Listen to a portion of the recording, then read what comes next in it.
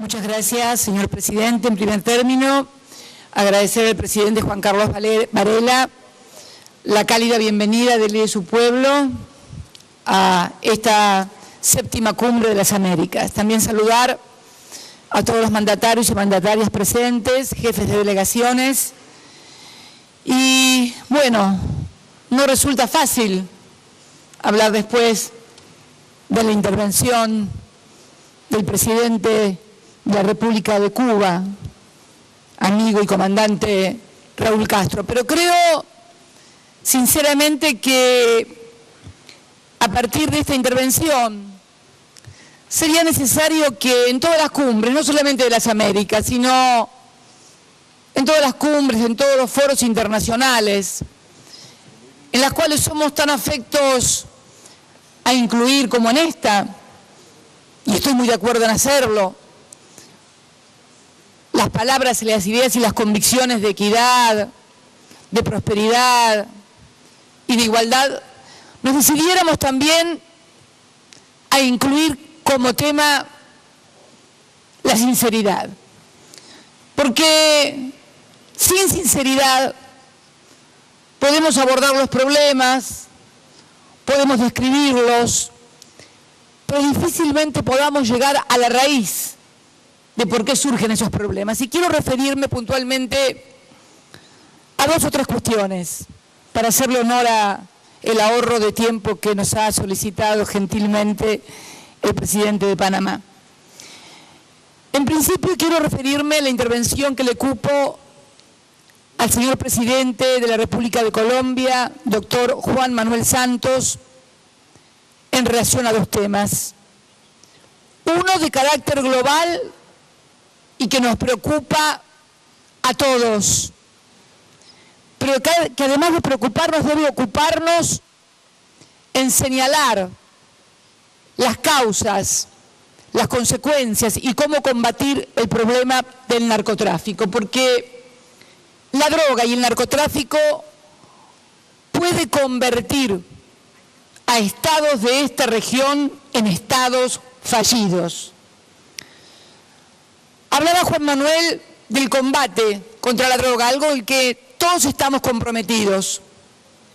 Pero si realmente no se aborda la droga desde el problema de los países consumidores, porque tenemos que decir también la verdad, los países en donde se la produce no es mayormente donde se la consume. Y también hablar del financiamiento del narcotráfico, porque los países productores, cuando sale la sustancia tóxica, vale $2.000, pero por ejemplo llega a Chicago y vale 40.000. Entonces, deberíamos abordar, y deberían abordar fundamentalmente los países que más consumen droga, este problema, y fundamentalmente también el nudo de la cuestión, el financiamiento. ¿En dónde se lava el dinero del narcotráfico? ¿En los bancos de los países que la producen o en los bancos de los países desarrollados y los paraísos fiscales que pertenecen a los países desarrollados? No seamos cínicos, no seamos cínicos. Miles y miles de millones de dólares que se blanquean en paraísos fiscales y en bancos de los países desarrollados. Si no se aborda ese problema, no hay solución para el narcotráfico. De la misma manera y con el mismo ahínco, de la misma manera y con el mismo ahínco que se investiga y se sigue el financiamiento del terrorismo internacional, se debe también seguir el financiamiento y el camino de dónde va el dinero de los cárteles de la droga. Si no se aborda de ese punto de vista, vamos a tener 20.000 cumbres. Y lo que es peor, los países emergentes van a quedar con los muertos y con las armas que también producen los países desarrollados y le suministran a los cárteles. Fíjense qué contradicción. Con la droga y el dinero se quedan los países desarrollados, con los muertos y las armas los pobres de América Latina. Entonces, abordar este problema significa tener una clara política por parte de las naciones centrales en el tema del lavado del producido de ese dinero. Quiero también felicitar al presidente Juan Manuel Santos por su terquedad, si se me permite el término, para encarar el proceso de paz en un país fracturado, dividido territorialmente, enfrentado, con miles de víctimas, con miles de muertos, con miles de desplazados hacia las regiones vecinas. El compromiso de mi país y de toda la región en ayudarlo y apoyarlo.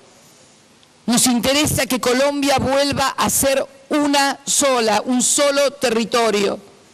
Y tenemos que comprometer todo nuestro esfuerzo en eso. La verdad que esta es mi última cumbre como presidenta de la República Argentina. También creo que es la última cumbre del presidente Barack Obama. Y sí, es una cumbre histórica porque participa por primera vez la República de Cuba. Curiosamente, nos enteramos de este acercamiento en mi país cuando estábamos celebrando la cumbre del Mercosur el 17 de diciembre del año pasado, en la cual se anunció que iba a haber un diálogo simultáneo entre el presidente de los Estados Unidos y el presidente de Cuba, Raúl Castro. Pero por favor, no nos confundamos. Yo sé que el presidente Barack Obama lo acaba de decir, no le gusta mucho la historia o le parece que no es importante. Yo creo que la historia a mí me encanta. A mí me encanta porque además me ayuda a comprender lo que pasa, lo que pasó, por qué pasó, y fundamentalmente a prevenir lo que puede llegar a pasar, porque la historia enseña, no para recordarla y autoflagelarnos, o como un ejercicio de masoquismo, sino simplemente para entender por qué pasaron las cosas. Entonces, tengamos claro que Cuba no está aquí, y no estamos presenciando el encuentro de dos presidentes que finalmente, después de mucho tiempo, decidieron darse la mano. No, señores, Cuba está aquí porque luchó por más de 60 años con una dignidad sin precedentes, con un pueblo que, como recién lo indicaba Raúl, el 77% nació bajo el bloqueo, que sufrió y sufre aún muchísimas penurias. Y porque ese pueblo fue conducido y dirigido por líderes que no traicionaron su lucha, sino que fueron parte de ella. No por ello debemos dejar de valorar, como lo hemos hecho y así lo he manifestado, en forma absolutamente positiva, la decisión del presidente Barack Obama de iniciar el diálogo, de que sea bajo su presidencia que se inicie el diálogo. Es una actitud positiva y la valoramos. Y la verdad que estábamos muy contentos de venir a esta cumbre de las Américas a producir y a presenciar, más que a producir, este hecho histórico del triunfo de la Revolución Cubana, porque el verdadero triunfo de la Revolución Cubana es este que hoy estamos viviendo aquí. Y estábamos contentos porque, bueno, digo, voy a participar como presidenta en la última reunión en un hecho histórico. Y en eso estábamos cuando de repente surge o se firma un decreto en donde se declara a la hermana República Bolivariana de Venezuela como amenaza para la seguridad de los Estados Unidos de Norteamérica. Les confieso a todos mis colegas que cuando escuché la noticia dije, no, debe haber un error. Debe ser que no están de acuerdo con las políticas, que condenan las políticas. Y no, me trajeron la orden. Una amenaza para la seguridad de los Estados Unidos. Y la verdad que no me surgió una respuesta de carácter flamígero, antiimperialista, lo primero que hice fue reírme, porque realmente resulta absolutamente inverosímil, casi rayano en lo ridículo, no solamente Venezuela, sino cualquier país de nuestro continente pueda resultar una amenaza para la mayor potencia del mundo. Más allá de la idea que se tenga acerca de Estados Unidos, no podemos dejar de desconocer que es la mayor potencia militar, económica, financiera y científica, con un presupuesto de 640.000 millones de dólares. 640.000 millones de dólares, que de paso, y agrego así como al pasar, deberían hacerlos más efectivos para combatir el narcotráfico y la inmigración ilegal, porque con tanto presupuesto no se entiende cómo no se puede combatir al narcotráfico y hay 11 millones de indocumentados. Pero siguiendo con el tema, le preguntaba anoche a Nicolás Maduro, ¿cuánto es tu presupuesto militar? Y creo que me dijo 1.000 millones, 2.000 millones de dólares, un poquito más.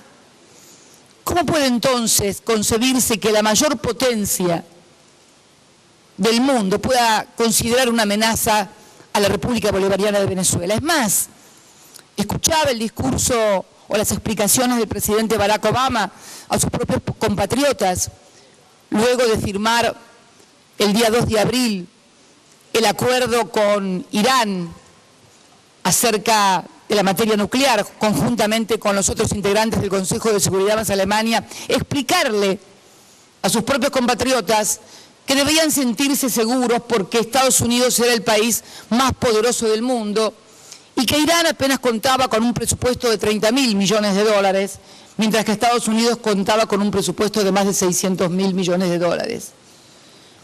Es una sinrazón y es realmente una pena. Presidente Obama, no sé si estará presente o se habrá retirado, no alcanzo a ver, tendría que ponerme los anteojos si no tengo ganas, no está, no importa, alguien se lo contará. Es una pena, realmente, que tal vez producto de negociaciones internas en su país, porque sabemos también que no las tiene fácil, sabemos también de los sectores que más reaccionarios, que lo acorralan, que le piden cosas, sabemos de la negociación política que tiene que llevar a cabo con varias dificultades, pero realmente, si querían enfrentar a Venezuela, deberían haber encontrado otra forma, porque en realidad nadie puede creer esto, como nadie puede creer que el Reino Unido haya declarado también una amenaza a mi país, la República Argentina, respecto de nuestro propio territorio que son las Islas Malvinas. Resulta absurdo, un presupuesto de casi 60.000 millones de dólares, 2.3 del PBI del Reino Unido está dedicado a defensa. Absurdo también, pero me llamó la atención la similitud y la simultaneidad de ambas posiciones.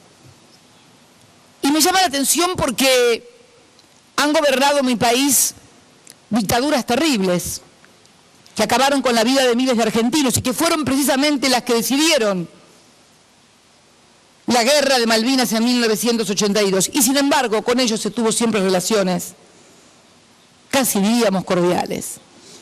Por eso digo que es una pena que esta cumbre se vea ensombrecida por esa decisión y pedimos, junto a los demás hermanos países, que ese decreto sea dejado de lado, pero no por una cuestión, miren, no voy a apelar ni a la soberanía, ni a discursos lacrimógenos, simplemente apelar al sentido común.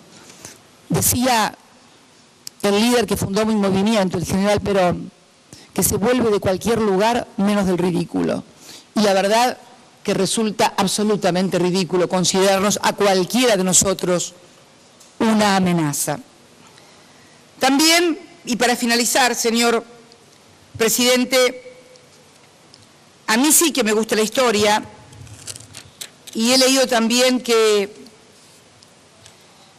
se dice que los días de nuestra agenda, lo dijo el presidente Obama también, en este hemisferio, a menudo suponía que Estados Unidos podía interferir con impunidad, ya están en el pasado. Es cierto que las interferencias que recordamos y que hizo mención, por ejemplo, el presidente Castro, derrocamientos de gobiernos democráticos, tal vez el más emblemático, el Salvador Allende, Jacobo Arbenz, forman parte de la historia de invasiones o de tercerización de los golpes a través de las Fuerzas Armadas locales de cada país.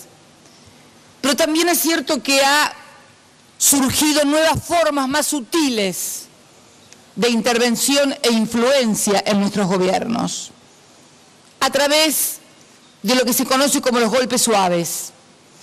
Golpes suaves donde se utilizan medios masivos de comunicación multinacionales, denuncias falsas, asociaciones caprichosas de estados con otros estados para hacer no sé qué cosas y qué conspiraciones. Son más sutiles, son más sofisticadas, pero no por ello dejan de ser intervenciones y siempre encuentran su origen en nuevas organizaciones bajo el nombre de ONGs. El otro día lo leí en un artículo muy interesante en un diario de México. ONGs que siempre luchan o por la libertad o por los derechos humanos o por todas las cosas loables que todos compartimos, que nunca se sabe de dónde se financian, que siempre están dispuestas a hacer las denuncias más esotéricas, que nunca pueden comprobarlas, pero que apuntan claramente a la desestabilización de los gobiernos de la región y fundamentalmente de aquellos gobiernos, curiosamente, que más han hecho por la equidad, por la educación y por la inclusión social. Yo creo en las palabras de los que dicen que quieren un mundo más justo, donde los chicos vayan al colegio, donde todos tengan derechos, donde puedan estudiar, donde haya salud. Pero entonces, ¿por qué se combate y se tilda de populistas precisamente a los gobiernos que en América del Sur, que en la América Latina han sido los que mayor logros en materia de derechos humanos, de equidad, de inclusión, de educación, de salud han logrado? ¿Por qué apoyaban o apoyan a gobiernos que plantean políticas neoliberales, que excluyen ciudadanos? ¿Y por qué combaten a los gobiernos que por allí pueden tener diferencias, y es lógico que las haya, pero que podemos mostrar certificado de haber sido en esta década los que más compatriotas hemos incluido y le hemos robado al hambre, a la miseria y a la pobreza? Por eso digo, para finalizar, señor presidente, y no extenderme, que es necesario que luego cuando hablemos a solas los mandatarios, lo hagamos con absoluta sinceridad. Todos sabemos que cuando hablamos de los grandes países dominantes en la región, cuando decimos Estados Unidos, no estamos hablando únicamente del poder ejecutivo, estamos hablando de un montón de factores de poder, porque las propias conformaciones de las potencias van generando poderes que se van autonomizando del poder político electo por los pueblos y que muchas veces enfrentan a ese propio internamente poder político electo por los pueblos cuando esos gobiernos no sirven a los intereses de los grandes grupos. Y si no, y tomando dos ejemplos históricos, pese a que no les gusten, uno lo dio el propio Raúl Castro cuando nos cuenta que justamente cuando el presidente John Kennedy había entablado comunicación con el presidente Castro para comenzar el deshielo, resulta ser asesinado. Todavía no se sabe quién lo asesinó, pero lo cierto fue que no fue ningún comando ni bolivariano porque no existía, ni cubano tampoco. Lo mataron en su país norteamericanos. Y Abraham Lincoln, otro hombre que también, fundador del Partido Republicano, gran patriota al que hizo mención mi querido amigo, el presidente de Ecuador, Rafael Correa, gran estadista que por suerte pudo ganar la guerra de secesión, que fue además el basamento de la grandeza de los Estados Unidos, porque no fue la cabaña del tío Tom la que lo movilizó a Abraham Lincoln a pelear en la abolición de la esclavitud, es que quería a los negros, en lugar de trabajar en las plantaciones, trabajando en las fábricas, produciendo valor agregado para hacer un gran país. Entonces la historia es importante para entender por qué países han surgido de una manera. Alguien lo preguntaba también, ¿cuál ha sido la diferencia? Correa, creo.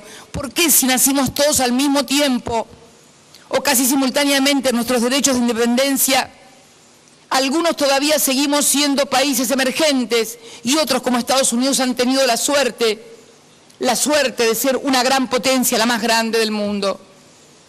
Bueno, porque hay que estudiar la historia y ver lo que hizo su dirigencia.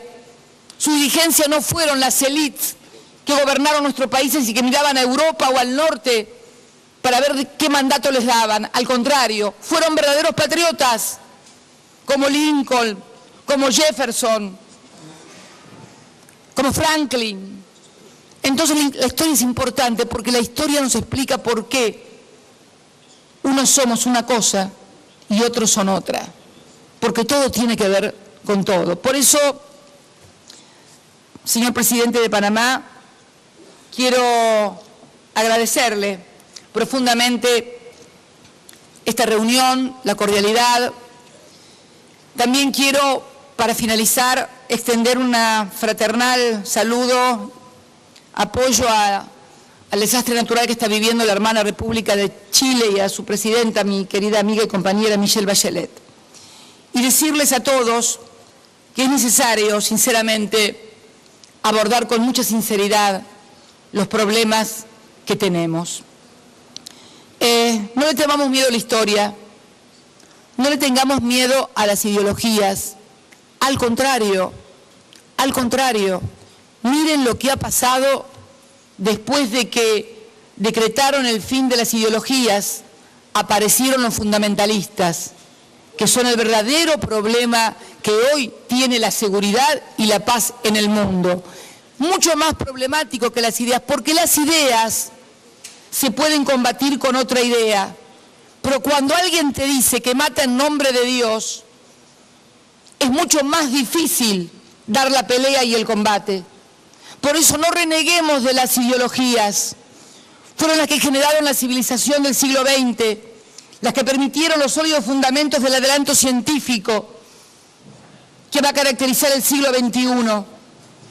Entonces, aprendamos de la historia, defendamos nuestras ideas y fundamentalmente entendamos que estamos ante un mundo diferente, con nuevos desafíos, que exige un nuevo marco teórico para entenderlo.